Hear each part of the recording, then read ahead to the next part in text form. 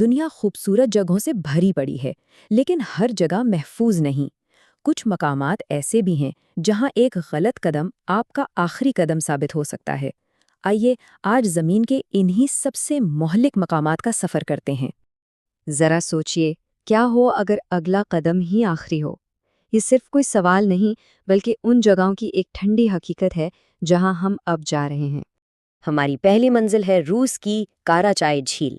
دیکھنے میں تو یہ کسی بھی عام پرسکون جھیل کی طرح لگتی ہے، لیکن اس کی خاموش سطح کے نیچے ایک ایسا زہر چھپا ہے جسے انسان نے خود بنایا ہے۔ اس منظر کو دیکھ کر کوئی بھی دھوکا کھا سکتا ہے۔ پرسکون پانی، خاموش ماحول، لیکن یہ خاموشی اصل میں ایک وارننگ ہے، ایک چیخ ہے۔ اور یہ ہے وہ سچ جو رونگٹے کھڑے کر دیتا ہے۔ اس جھیل کے کنارے صرف 1 گھنٹہ، بس 1 گھنٹہ کھڑے رہنا موت کی ضمانت ہے۔ کیوں؟ کیونکہ سرد جنگ کے دوران سوویت یونین نے یہاں ٹنوں کے حساب سے ایٹمی فضلہ پھینکا، جس نے اسے زمین کی سب سے زیادہ تابکار جگہ بنا دیا۔ تو یہ زہر پھیلا کیسے؟ 50 کی دہائی میں یہاں فضلہ پھینکنا شروع ہوا، پھر 60 کی دہائی میں خشک سالی نے اس زہر کو ہوا میں بے نقاب کر دیا، اور 1967 میں وہی ہوا۔ اس تابکار دھول کو ہزاروں لوگوں تک لے گئی اور ایک خاموش وبا کی طرح موت بانٹ دی۔ آج جھیل کنکریٹ کے نیچے دفن ہے، لیکن یہ زمین آج بھی قاتل ہے۔ اب ہم ایک ایسے خطرے کی طرف بڑھتے ہیں جسے دیکھا اور سنا جا سکتا ہے، میانمار کا جزیرہ رامری، جہاں تاریخ نے یہ ثابت کیا کہ جب جنگل کا قانون چلتا ہے تو انسان کی بنائی ہوئی جنگیں بے معنی ہو جاتی ہیں۔ دوسری جنگ عظیم کا وقت تھا۔ تقریباً 1000 جاپانی فوجی دشمن سے بچنے کے لیے اس دلدل میں چھپ گئے۔ انہیں لگا کہ وہ محفوظ ہیں، لیکن وہ سیدھا کھارے پانی کے مگر مچھوں کے علاقے میں داخل ہو گئے تھے۔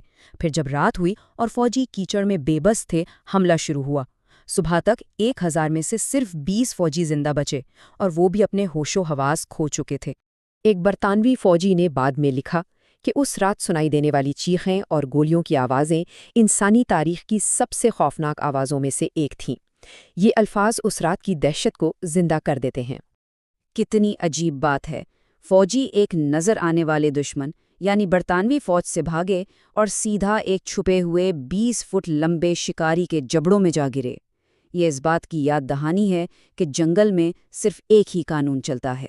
ریمری کی دہشت تو نظر آتی تھی، لیکن ہماری اگلی منزل کیمرون کی لیک نیوز ایک ایسے قاتل کا گھر ہے جسے نہ دیکھا جا سکتا ہے، نہ سنا جا سکتا ہے، اور نہ ہی سونگھا جا سکتا ہے۔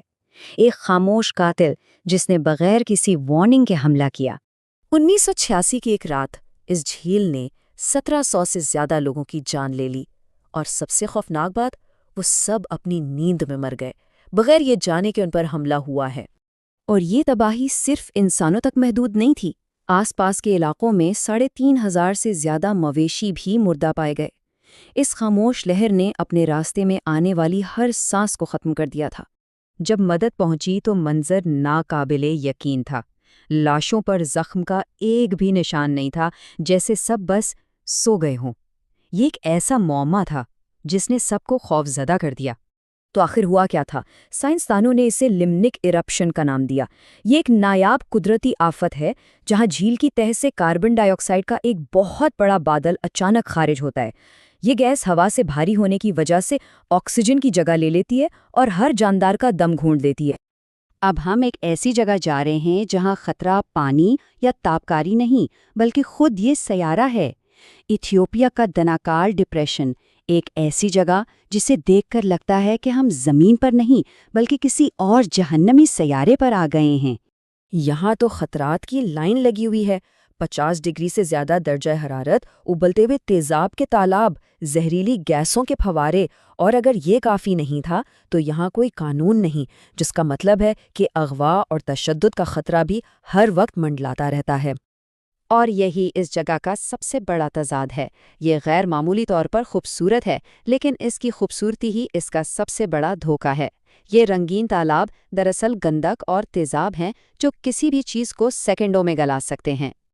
آخر میں ہم ایک ایسے جہنم کا رخ کرتے ہیں جسے فطرت نے نہیں بلکہ انسان کے لالچ نے خود بنایا ہے۔ پیرو کا شہر لا رونکوناڈا، جو ایک ایسی جگہ پر آباد ہے جہاں زندگی کا تصور بھی مشکل ہے۔ یہاں زندہ رہنا ہی ایک جنگ ہے۔ یہ شہر 17,000 فٹ کی بلندی پر ہے، جہاں ہوا میں آکسیجن سطح سمندر کے مقابلے میں تقریباً آدھی رہ جاتی ہے۔ مطلب یہاں ہر سانس ایک جدوجہد ہے۔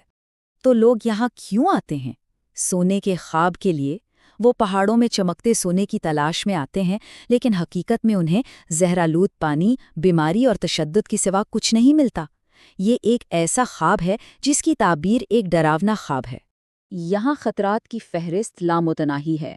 بلندی کی وجہ سے دائمی بیماریاں، سونے کو صاف کرنے والے پارے کا زہر جو اعصابی نظام کو تباہ کر دیتا ہے، صفائی کا کوئی نظام نہیں اور قانون کا کوئی راج نہیں۔ یہ ایک ایسی جگہ ہے جہاں ہر روز بقا کی جنگ لڑی جاتی ہے۔